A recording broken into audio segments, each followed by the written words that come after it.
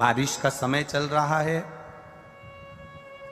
एक बेलपत्र आप अगर शंकर भगवान को रोज चढ़ाते हो, एक बेलपत्र शिव जी को रोज समर्पित करते हो, तो मन में एक संकल्प इस बारिश के मौसम में, इस सावन के महीने में एक संकल्प भी तुम्हारे भीतर आना चाहिए कि एक बेलपत्र अगर मैं शंकर भगवान को चढ़ाती हूं, मैं जिंदा हूं, तब तक तो देवादिदेव महादेव को बेलपत्र चढ़ाऊंगी, पर मेरे मरने के बाद मेरे बच्चों ने, मेरी बेटी ने, मेरे दामाद ने, मेरे बेटे ने, मेरी बहू ने, पोता पोती ने शंकर जी पे बेलपत्र नहीं चढ़ाई तो मरने से पहले ऐसा काम कर जाना, जैसे बीमा कर जाते हो तो बीमे की रकम तुम्हारे घर के लोगों को मिलती है, जमा तुम करते हो, रकम तुम्हारे परिवार वालों को मिलती है, उन परिवार वालों का भला कर जाते हो, उसी तरह एक भला अपना भी कर जाना और संसार सागर का भी कर जाना।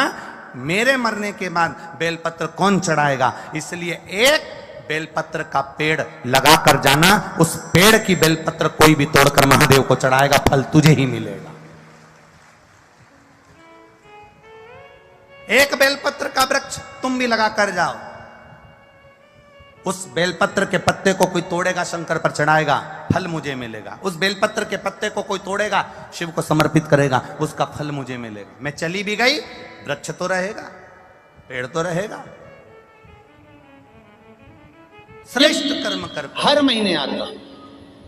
जब आपके हृदय में कभी कोई बात आ जाए कि बाबा आज मेरा मन ये कह रहा है और आपको सुनना है बाबा, आपको स्वीकारना है बाबा, आपको मेरे मन की बात जानना है बाबा, बस हाथ में चंदन लगाया, बेलपत्री का भाग इस तरह से पकड़कर शिव जी से अपने हृदय की बात कहकर, मेरे देवादिदेव महादेव से दिल से कहकर, अशोक सुंदरी वाली जो जगह होती है, आपको बताया है अशोक सुंदरी का जो स्थान होता है, ये शिवलिंग या अशोक सुंदरी की जगह, इस बेलपत्र को अशोक सुंदरी वाली जगह पर जहाँ शिवलिंग है, शिवलिंग की साइड पर पहले नंबर की पत्ती का मुख होना चाहिए, बस उसको रख दीजिए और उस पर थोड़ी देर हाथ रखकर अपने हृदय की बात मेरे महादेव को दिल से कहकर आ जाइए।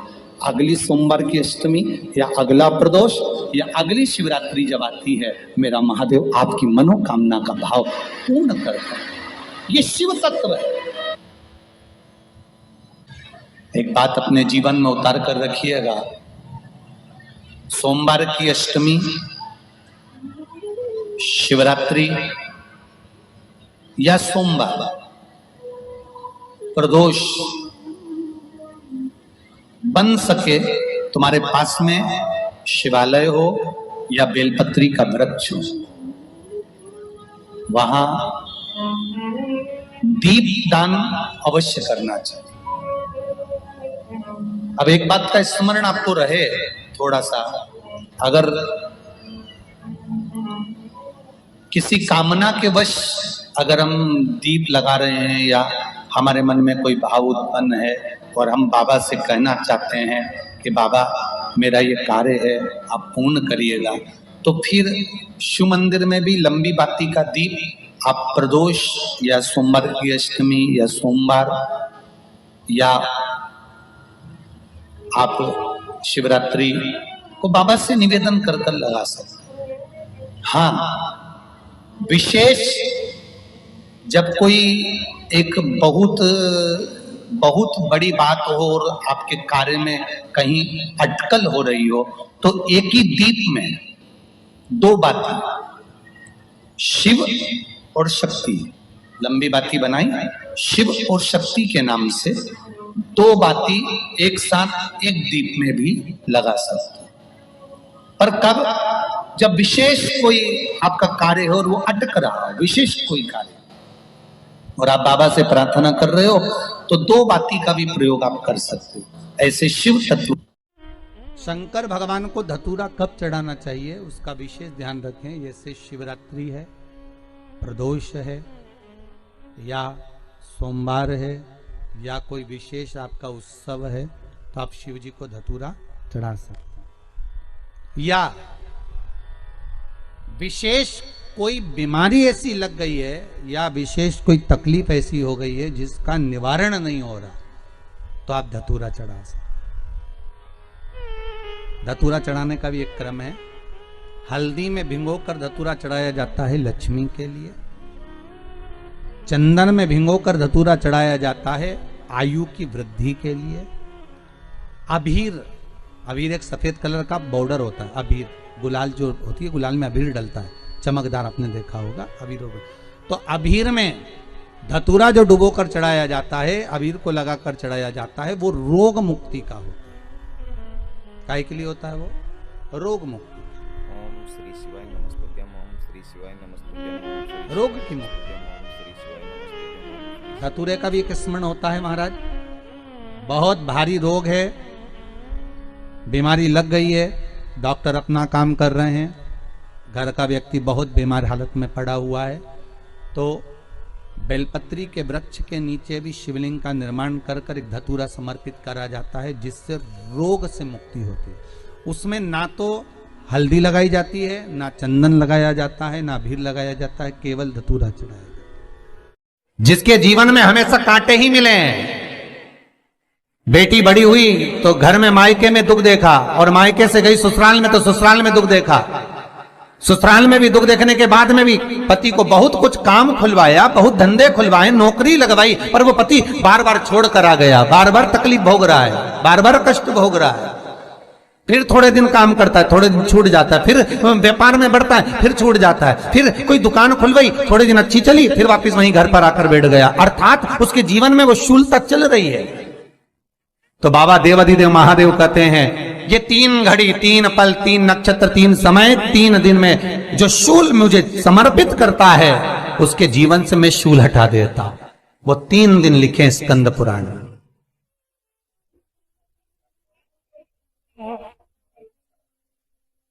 महाराज, बैसाख महीने में जो प्रदोष आती है, बैसाख के महीने में बहुत ध्यान से सुनना भाई, जो अपनी जिंदगी से बहुत तंग आ गए हो, परेशान हो गए हो, कष्टमय जीवन जी रहे हो, बहुत दुखी हो गए हो, उनके लिए ये स्कंद पुराण का चरित्र फिर मिले ना मिले, आप प्रेम से सुन लो।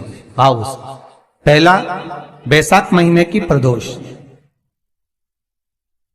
चाहे वो शनिचरी प्रदोष हो, चाहे रविवार की हो, सोमवार की हो, मंगल की हो, बुधवार की हो, गुरुवार की हो, शुक्रवार की हो, शनिवार की हो, कोई भी वार की हो, पर बैसाख महीने की प्रदोष, प्रदोष काल में शाम का समय सूर्य डूब रहा हो, बस डूबा ही हो, और उस समय पर सूर्य के डूबन के तुरंत बाद बाबा को धतूरे के साथ में बेलपत्री ना चढ़ाते हुए बेलपत्री के वृक्ष के 7 कांटे बाबा के शिवलिंग पर समर्पित करे जाते हैं महाराज, अपनी जिंदगी में अड़चनों को हटाने के लिए। फिर आप जिस व्यापार में उतरे, जिस व्यवसाय में उतरे, जिस नौकरी में उतरे, आप दिल से करें, आपको तरक्की मिलेगी। आप हार नहीं सकते, नीचे नहीं आ सकते, उन्नति पर ही चढ़ेंगे। एक वैशाख मास की प्रदोष, दूसरा शिवरात्रि के दिन मध्याह्न का समय। महाराज, जो बड़ी शिवरात्रि होती है माघ की, बड़ी शिवरात्रि के अंतर्गत मध्याह्न का समय, दोपहर के ठीक 12 बजे, चाहे फिर वो कोई भी दिन हो महाराज, शिवरात्रि जिस दिन पड़ रही हो,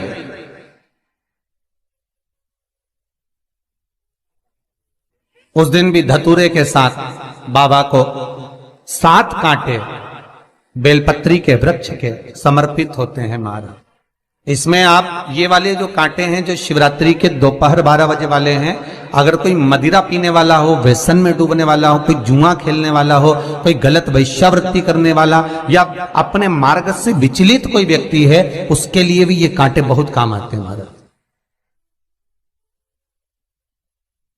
दूसरा, पार्वती, तेरे द्वारा तेरे नयन अश्रु से जो प्रगटा हुआ बेल का वृक्ष है, द्वितीय शूल मैं वहां धारण करता, तृतीय शूल, तीसरा शूल जो वर्णन करा गया महाराज, भगवान श्रावण के महीने में जो भी दूसरा सोमवार पड़े, जो भी पड़े, श्रावण के महीने का जो दूसरा सोमवार होता है, उस दूसरे सोमवार में रात्रि के समय पर, अर्थात शास्त्र अब घड़ी और पल का स्मरण करेंगे तो रात्रि के बजेंगे 10 से 12 बजे, मारे 10 से 12 के बीच में धतूरे के साथ बाबा को शूल समर्पित होता है महाराज।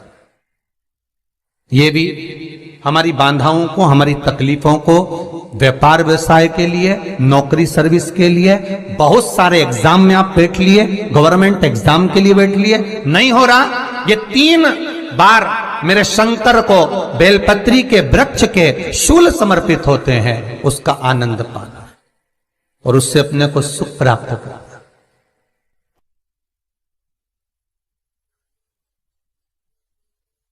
कि बाबा भोलेनाथ जी के नयन अश्रु से जो प्रकट हुआ वो रुद्राक्ष का पौधा है, माता पार्वती के नयन अश्रु से जो प्रकट हुआ वो बेलपत्री का पौधा है, और उमा और महेश, जिस महेश के वंशज है महेश्वरी, जिनकी 12 खाम प्रगटी है भगवान महेश के द्वारा, वो महेश और उमा और महेश का जो चरित्र है कि उमा और महेश का जब प्रागट्य हुआ, उमा और महेश जब दोनों आनंद में विभोर होकर जब चलते हैं और दोनों के बैठने से तप मुद्रा से जो पौधा उत्पन्न होता है वो शमी का पौधा है, शमी का पौधा।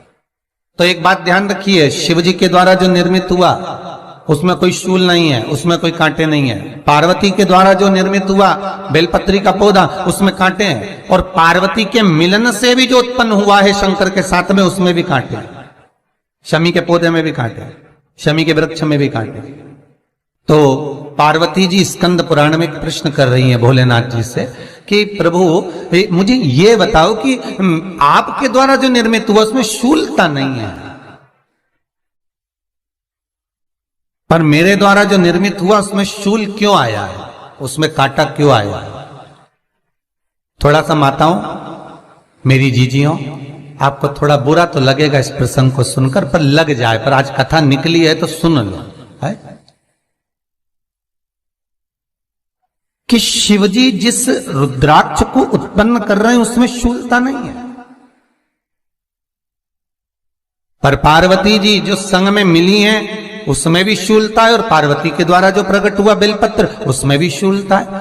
तो भगवान महादेव बोलते हैं, पार्वती मैं तुझे कुछ कहूं और कहने पर तुझे तेरे हृदय में कोई बात चुभे, शूल लगे तो मुझे ठीक नहीं लगेगा। नहीं नहीं नहीं, आप कहिए प्रभु, मैं सुनने के लिए तैयार हूं, आप तो बोलो कि कारण क्या है। भगवान कहते हैं, पार्वती बस अंतर इतना है, नारी का जो स्वभाव होता है, स्त्री का जो स्वभाव होता है, उसके हृदय में छोटी छोटी बात के शूल बहुत होते हैं। जेठानी ने ये कह दिया, देवरानी ने ये कह दिया, तुम्हारी मम्मी ये बोल दी, तुम्हारे पापा ने ये कह दिया, तुम्हारी बहनों ने ये कह दिया, तुम्हारे भाई ने ये कह दिया, तुम्हारे रिश्तेदार ने ये बोल दिया। ये नारी के भीतर ये शूलता रहती है। तो पार्वती जी बोली कि जितना तप आपने करा उतना तप मैंने करा, और जितनी साधना आपने करी उतनी साधना मैंने करी, और जितना आराधना दिल से आपने करी उतनी आराधना दिल से मैंने करी, फिर इसमें शूलता कहां से आ गई? भगवान शिव बोले, बस पार्वती बात इतनी सी है कि जब मैं आराधना करने बैठता हूं तो मेरी दृष्टि में सम्मुख में कुछ नहीं होता। जब मैं आराधना करने बैठता हूं तो मेरी दृष्टि में, मेरे सम्मुख में कुछ नहीं होता कि कौन ने क्या करा है, कौन ने क्या बोला है, कौन क्या कर रहा है, उससे मुझे मतलब नहीं होता, उससे मुझे कोई मतलब नहीं। पर पार्वती जब तू आराधना करने भी बैठती है ना, तो तेरी चित्त वृत्ति में कहीं ना कहीं किसी ना किसी रूप में कोई शूल आ ही जाता है। कई माताओं की आदत देखी साहब, भगवान की सेवा करने बैठी है तो भी भीतर थोड़ा सा शूलता भरी हुई है। महाराज बताओ, इतने सारे भगवान इकट्ठे कर लिए, मैंने बोला था बहू से कि वहां रख लेती है, बताओ इतने सारे यहाँ पर लाकर रख दिए हैं, अब इसकी सेवा करना पड़ रही है, अब ये करना पड़ रहा है। प्रसाद लेने के लिए रसोई घर में गई, भगवान का भोग लगाने के लिए, तो उसमें भी शूलता आ गई। इतने घंटों से मैं सामान ढूंढ रही, फ्रिज में मिल ही नहीं रहा, मैंने रख के गई थी, भगवान जाने कहां चले गए। भगवानों को वस्त्र पहना रही है तो शूलता है। अलमारी का ड्रॉज खोला, इसमें मैंने सामान रखा था, ना जाने भगवान का श्रृंगार कहां चले गया, कौन ने हाथ लगाया, फिर शूलता आ गई। भोजन करने बैठे तो शूलता है, कोई कार्य के लिए जा रहे हो तो शूलता है। अर्थात कहीं ना कहीं नारी के जीवन में शूलता बनी हुई है। और पार्वती, जब तुम भजन करो, तप करो, साधना करो, भक्ति करो, उसमें शूलता नहीं होना। भोलेनाथ, तो क्या आप मुझे स्वीकार नहीं करेंगे बेलपत्री के रूप में? क्या मुझे स्वीकार नहीं करेंगे शमी पत्र के रूप में? पद्म पुराण, स्कंद पुराण, लिंग पुराण, नर्मदा पुराण और शिव महापुराण, ये सारी पुराणे वर्णन करती है। पार्वती जी का खंड आनंद वर्षित कर रहा है, वर्णन कर रहा है। पार्वती खंड वर्णन कर रहा है, सती खंड वर्णन कर रहा है, उमा संहिता वर्णन कर रही है। क्या आप मेरा ये बेलपत्र का स्वरूप आप धारण नहीं करेंगे? इसमें शूलता, इसलिए भगवान कहते हैं नहीं नहीं, धारण तो करूं। आप लोगों ने भी पढ़ाई करी होगी, हमने भी करी। ऐसा रहता, उसमें नोक रहती है या पेंसिल उसमें भर देते हैं और उससे ऐसा पेज घुमा घुमा के उसको कस देते, वो ऐसा रखते। कॉपी पर ऐसा रखा जाता, फिर उसको ऐसा घुमाते, घुमाते कि नहीं घुमाते? अरे बोलो तो, सबने कराए ना ऐसा, घुमाए, वो घुमाते, एक जैसा गोला बन जाता, बिंदु। वो जो नोक होती है ना, वहाँ चुभी रहती है और वो एक ही जगह पे रहती है और घूमती जाती है। उसी तरह इस मन को, इस दिल को एक में लगा के रखो, बाकी की सब दुनिया में घूम के आ जाओ।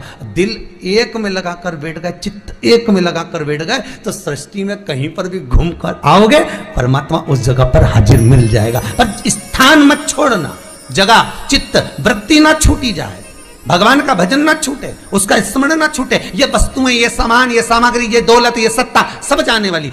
जहां बैठे हो उस मन को वहां लगाना। हम तो यहां तक कहते हैं, यहां तक कहते हैं, होटल में जाओ तो दिल होटल में लगा लो, होटल में जाओ तो दिल होटल में लगाओ, खाने में लगाओ, बफेट में जाओ तो बफेट में लगाओ, शादी में जाओ तो थोड़ा रिश्तेदारों में लगाओ, और अगर सत्संग में आओ तो मेरे भोलेनाथ में लगाओ। दिल लगाना ना भूलिएगा। परमात्मा को थोड़ा समय जितना दे रहे हो, 3 घंटा, 2 घंटा, 2.5 घंटा, 1 घंटा, आधा घंटा, जितना हम भगवान को देना, उतनी देर भगवान में चित्त होना चाहिए, उतनी देर भगवान में मन लगाना चाहिए। पर ना जाने दुनिया के लोग कहां चले गए, वह मोबाइल ने सब हटा दिया। हर 15 मिनट में ऐसी याद आए ना, व्हाट्सअप खोल के बैठ जाए।